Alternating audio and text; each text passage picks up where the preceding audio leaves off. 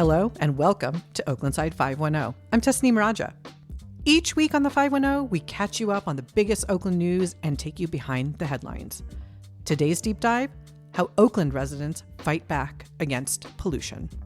And headlines on downtown hotels and East Oakland teachers' thoughts on his students' relationships to power, new coffee shops in Jack London and downtown, and more. Finally, Azucena Rasilla helps you plan your weekend in Oakland. Oh, and hey, can I ask you 3 easy questions about this podcast? Click a link in the show notes, would you please? All right, let's get into it. I'm here with Esther Kaplan, our deputy editor, to run through some recent headlines from the Oakland side. Esther, you've been with our team for nearly 3 months now. It's been fantastic as far as I'm concerned. What's been the best part for you? Well, I'm just going to say it, Tasneem. Our readers, the bird watchers, the rowers, the renters, the political junkies, school teachers, the people who write in every day giving us feedback and tips. Coming from a national outlet where we didn't have that intimate reader relationship, I live for this stuff. I hope it keeps coming.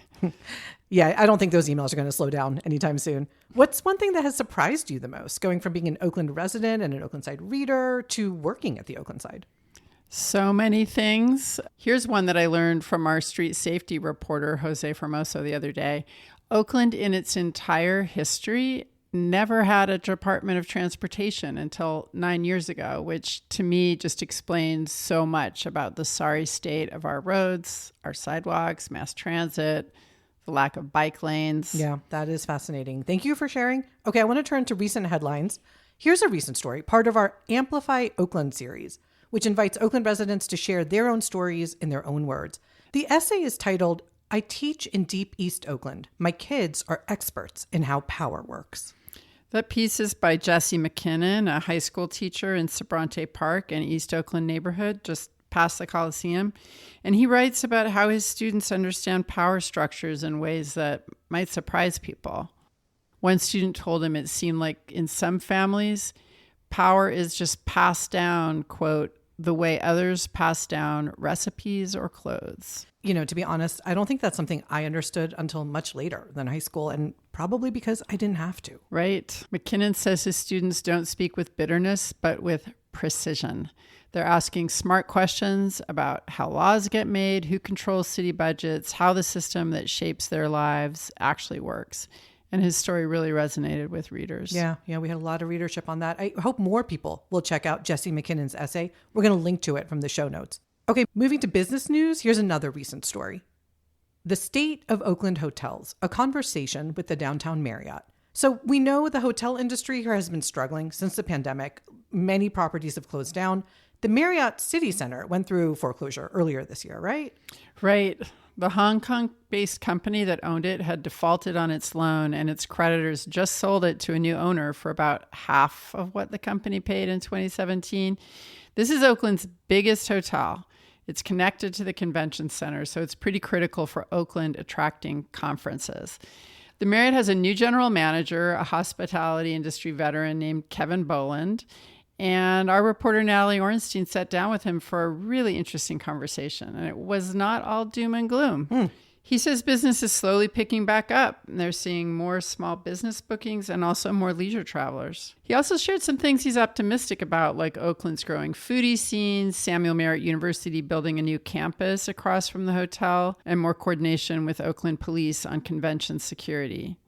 His take is Oakland is stabilizing, and he says all the major headwinds are now tailwinds. Okay, time will tell. And finally, some food news from our Nosh section. Town fair folk opening 2-story cocktail lounge and new creative coffee options in the East Bay. So a new upscale spot called Lucy Blue just opened uptown in the former Duende space near the Fox Theater.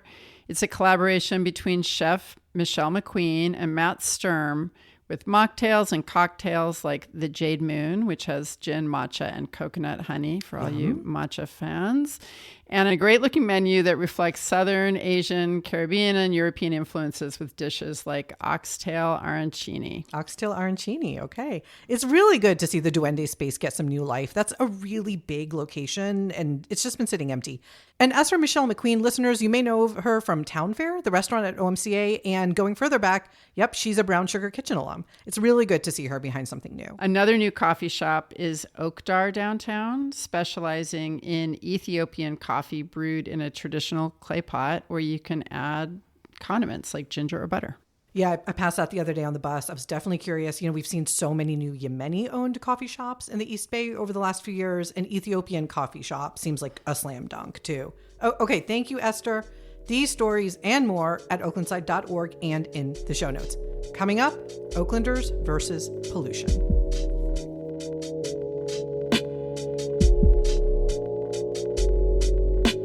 3 years ago, environmental justice activists in East Oakland were celebrating a hard-won victory. After years of organizing, the AB&I metal foundry, which had been spewing foul-smelling toxic emissions into their neighborhood near the Coliseum for decades, finally shut down. The foundry agreed to a $1.2 million settlement with the state of California for violating clean air laws, and it announced it was leaving Oakland and moving to Texas. The county began to oversee a cleanup operation, and it seemed like an end to the pollution that had been impacting homes and a nearby school. But as our environmental reporter Callie Rhoades uncovered in her latest investigation, it wasn't a lasting victory. A new polluter was allowed to move in with the city's blessing, and residents and activists started the cycle of worrying and complaining about it all over again.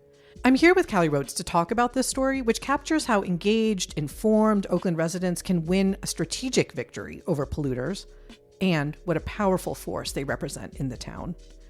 It also exposes the broken communication between the city and the county, and how those communication problems set things back again. Thank you for joining us, Callie. Thank you for having me. Can you give us the elevator pitch version of AB&I? Like, what was it? How long did it operate in East Oakland? How bad was the pollution? Yeah, so AB&I operated in East Oakland for over 100 years. Wow. They manufactured mainly cast iron pipes and pipe fittings. At the time that they left, they were providing around 200 union jobs. But there was a lot of complaints from East Oakland residents for years about nasty smells and toxic fumes emanating from the site, and a 2021 report from the Bay Area Air Quality Management District found emissions of hexavalent chromium, benzene, and arsenic, which have been linked to increased risk of cancer, birth defects, and respiratory ailments. Okay, so nasty stuff. Yeah. And am I right in thinking that there was also a school nearby? Yes, Acorn Elementary is just down the road from the former AB&I facility, and it was a cause of concern to have school children so close by to a facility that had been linked to these toxic smells and that was known to be polluted. So tell me about the cast of characters of people who, start making noise about this. Yeah, so a lot of East Oakland community members raised concerns about the facility. For a while there, they had a phone tree going where if someone smelled the foundry or smelled something toxic in the air, they would call the Air Quality Management District to alert them of their concerns. Mainly, a lot of the activism work came out of a group called Communities for a Better Environment. Now we're up to 2022. The foundry's shut down. Then what happens? Yeah, so AB&I voluntarily moves to Texas in 2022, and they sell the property to Duke Realty, which is then bought out by a company named Prologis. And when Prologis and Duke take over this site, they enter an agreement, a voluntary agreement with Alameda County to clean up the environmental hazards on the site. There's also a deed restriction placed on the property, which was placed on the site by Alameda County in 2011 due to its environmental concerns, and requires the company operating the site to alert the county before they do anything that would, quote, aggravate or contribute to existing environmental conditions. All of this is just with Alameda County, mainly with Alameda County Environmental Health Department. So the new owner has got these agreements with the county. It sounds good. Then what? Yeah, so things are going pretty well. The community is meeting with Alameda County, it's meeting with Prologis, and they're still watching the site. The activists specifically were quite happy to see AB&I off the property and for these cleanup actions to begin. Then, in October 2024, they start noticing something strange. They start seeing a tow truck going in and out of the former AB&I site. And this tow truck is bringing in burnt-out cars. It's bringing in crashed-out vehicles. And this causes immediate concern among residents. So they alert Alameda County. Alameda County says they had no idea this was going on, and they reach out to Prologis.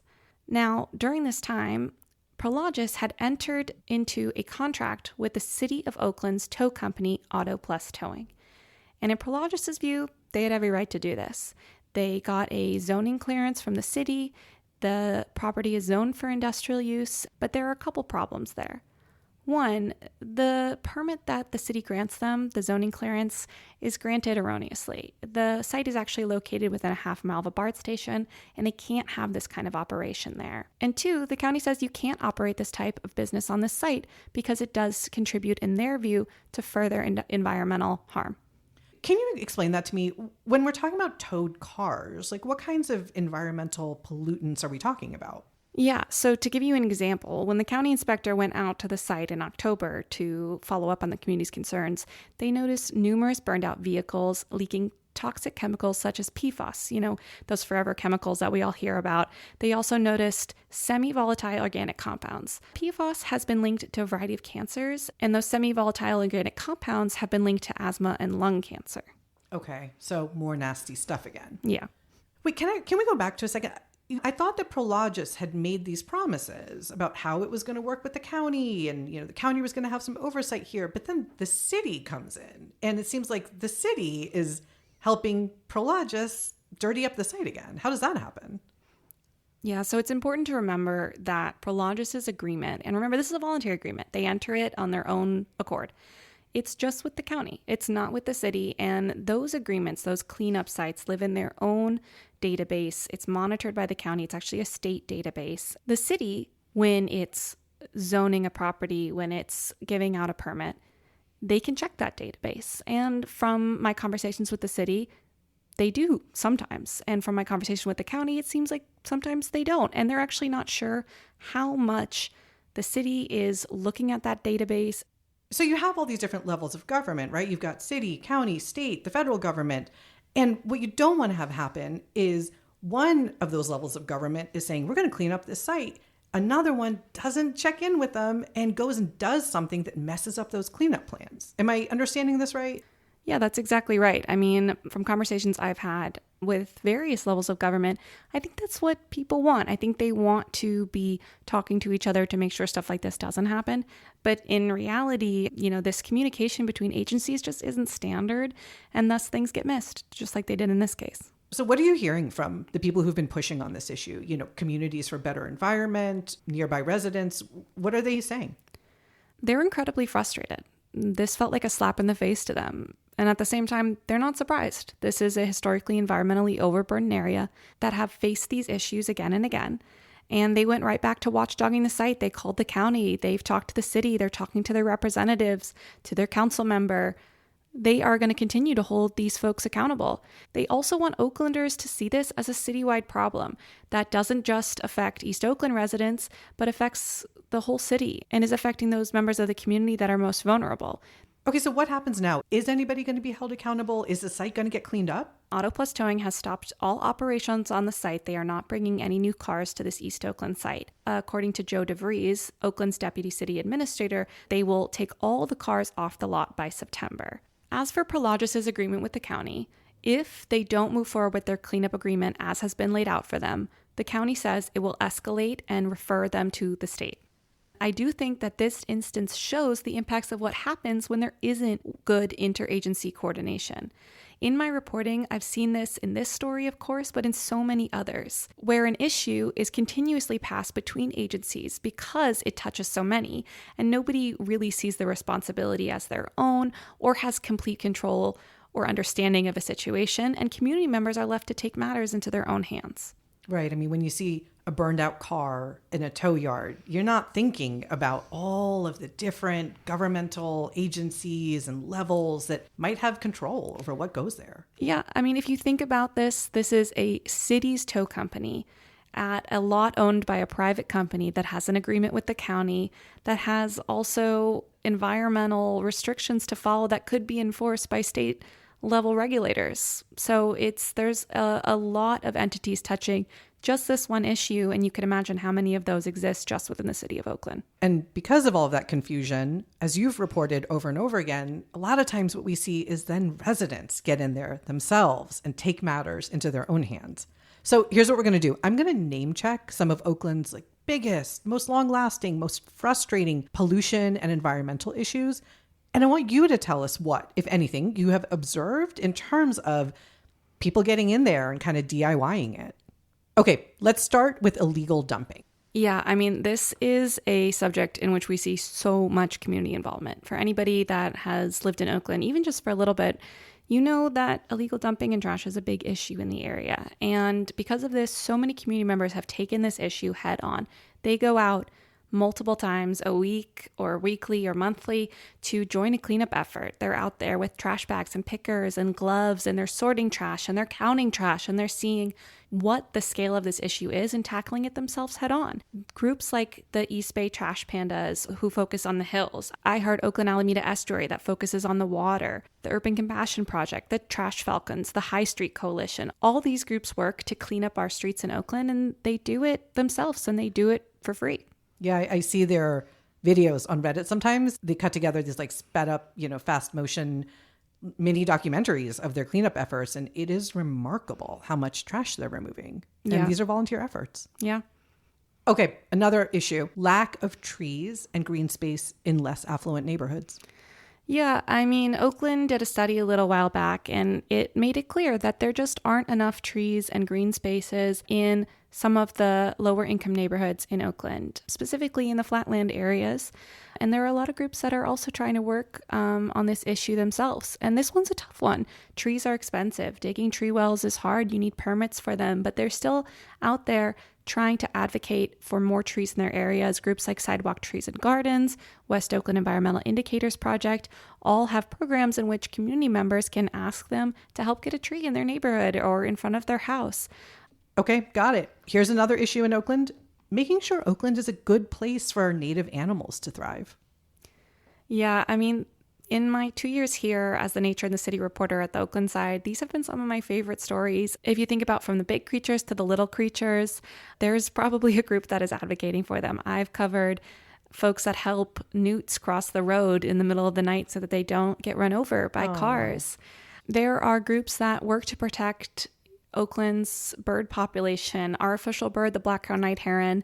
The Oakland Zoo has a program where people go out and look for the fledglings that might have fallen out of the trees and take them if they're injured to get care. There are groups like the Rotary Nature Center Friends who have noticed the Chinook salmon coming back into the lake, and they're taking them out and analyzing them to understand like the health levels of our precious Oakland jewel, Lake Merritt.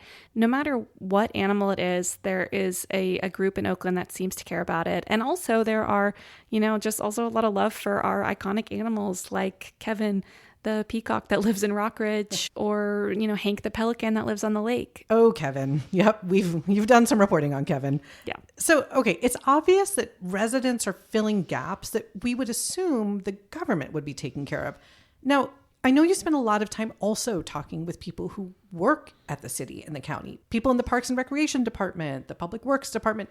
Like, how do they feel about the resident involvement? I mean, I think they really appreciate it.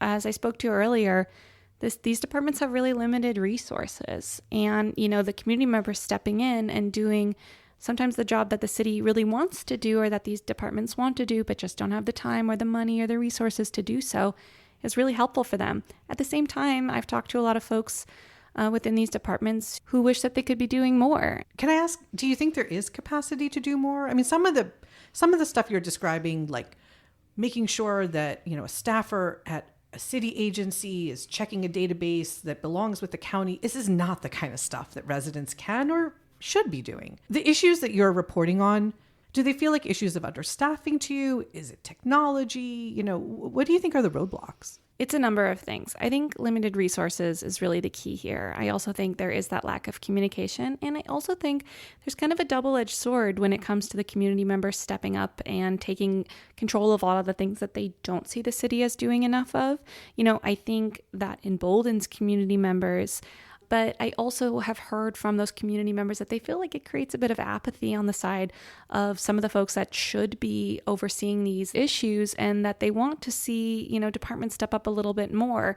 I think a lot of community members are frustrated because they do want to see those that they've put in power, those that they've entrusted with the safety of their communities and the environmental health, do more. What do they tell you they need? What would actually make their efforts more effective? Yeah, I think the thing to keep in mind is that there's no lack of people who care here in Oakland, but there are only so many things that you can give your attention to. And I think community members within these organizations are fighting for that attention. And it's really hard when there are a lot of issues that people care about and it stretches their time and their resources really thin. I think what they want is for folks to pay attention to what they're fighting for and to get broader support. And that is where your reporting has come in for the last 2 years. And I have to say, this conversation is very bittersweet because it's a look back at all of this incredible reporting that you've done over the past 2 years. But it's also coming at the end of your 2 years with the Oakland side. You've been working with us through this program called the California Local News Fellowship.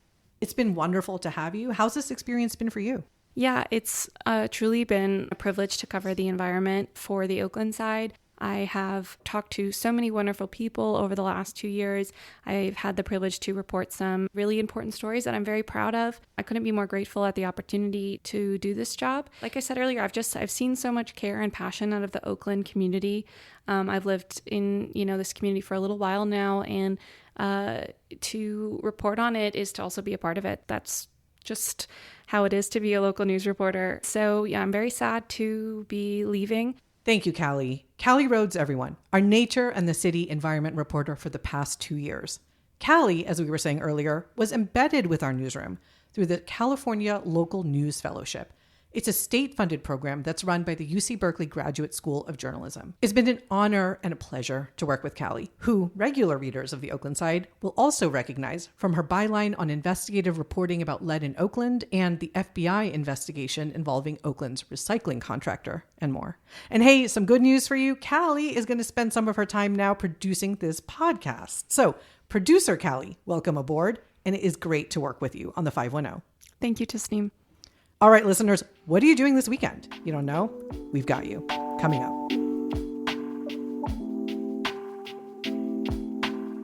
I am here with Azucena Rasilla, Oakland Side's arts and community reporter, to help you plan your weekend and your week ahead. Hey, Azucena.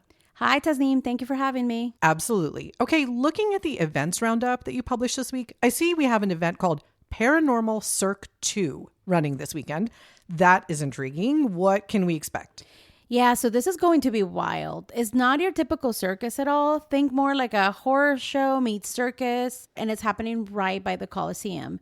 They have acrobats and performers doing pirouettes in the air with no safety net, which sounds kind of scary. Mm-hmm. The whole thing has this like dark, gory, theatrical vibe. Okay, so like Halloween in August, very much Halloween. Okay, I like it. For folks who want to check out Paranormal Cirque 2, it's running Friday, August 29th through Monday, September 1st, and it's going to be right across the street from the Oakland Coliseum.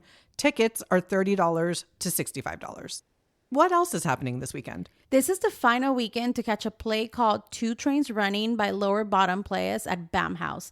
It's an August Wilson play, and Lower Bottom Players is Oakland's oldest black theater. It's set in a black-owned diner in Pittsburgh in 1969 that's going to be demolished soon.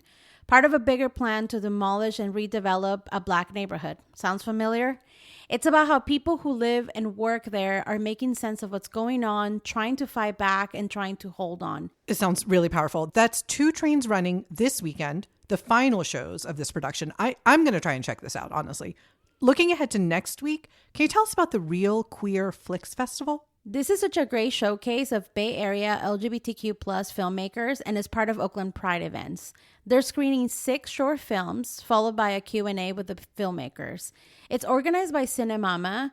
It's a group dedicated to connecting filmmakers with resources and hosting this kind of community events. Okay, that's really cool. That's Wednesday, September 3rd at 6 p.m. at the Grand Lake Theater. Tickets around $12. Okay, looking further ahead into the fall, there is something really exciting coming up in November. Too Short with a live band at Yoshi's. I am so excited about this show. This is for sure one that I'm going to check out. Too Short is such an incredible Oakland legend, and seeing him perform with a live band is going to be just completely different experience. And just seeing him, if you've seen him at the Fox or other venues, this is just going to be the best. It's such an intimate show at Yoshi's. Okay, that's definitely going to sell out. So that's Too Short with a live band at Yoshi's running Friday, November 21st through Sunday, November 23rd. Tickets are $99 to $199, and again, this is going to sell out. We're going to have details for all of these events in our show notes. Thank you so much, Azucena. Thanks for having me. We did it. That's the show. Thank you for listening to Oaklandside 510. And hey, I've said it before, I'll say it again, Oaklandside 510 is an experiment. This podcast is something we're trying here at the Oaklandside, a new way of bringing you Oakland news. We want to keep it going, and you can help with that. Remember how I said I want to ask you 3 easy questions about this podcast? There's a link in the show notes below. Will you shoot me a few thoughts? Nothing fancy. This is not a college essay. Just scribble down whatever you're thinking and feeling right now after listening to this episode. You can help us make this show better. And please consider supporting the work that we do here at the Oaklandside by becoming a member. Our reporting is free for you and all of your Oakland neighbors to check out, but you guessed it, it costs real money to produce. Over 4,000 of your Oakland neighbors are keeping the Oaklandside going by donating an average of $10 a month, and I would love for you to join them.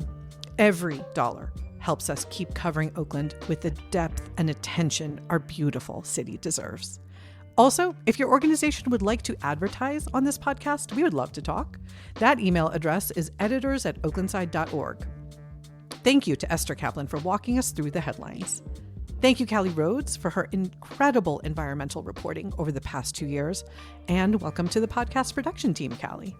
Thank you to our arts reporter, Azucena Rasilla, for keeping us in the know on weekend activities and upcoming events. Thank you to you, our audience. I'm Tasneem Raja. See you next week.